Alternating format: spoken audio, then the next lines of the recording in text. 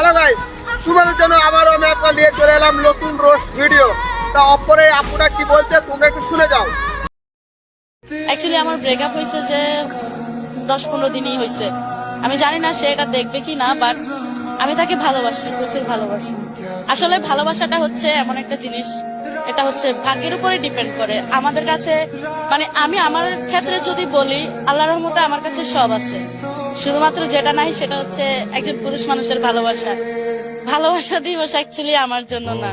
Actually সত্যি বলতে আমি আজকে 15 দিন পর বাসা থেকে বেরোইছি, মানে 4 দেওয়ালের ভিতরে 15 দিন ছিলাম।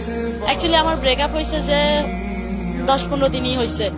তো আমার ফ্রেন্ড আমাকে অনেক বলতেছে বের হওয়ার জন্য, যে চিন্তা করলাম যে যেটা চলে যাওয়া সেটাকে আমরা যতই চেষ্টা করি সেটা ধরে রাখা সম্ভব না। তো সবকিছু বাদ দিয়ে নতুন করে শুরু করতে হবে, এইটা চিন্তা করে বের হয়ে গেছি। আজকে যা শুট করবো চলে যাব, কালকে আর বের হবো না আমি। তার জন্য আসলে আমার কোনো মেসেজ নেই, কারণ সে যদি আমাকে ফিল করতো বা ভালোবাসতো তাহলে সে আমার খুব বাজে অবস্থার মধ্যে আমাকে ছেড়ে চলে গেছে, রেখে চলে গেছে।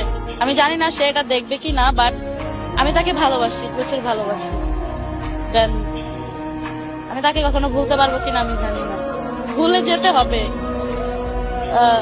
না ভুলতে পারলে তো মনে করেন লাইফ গোছানো যাবে না, সম্ভব না এটা।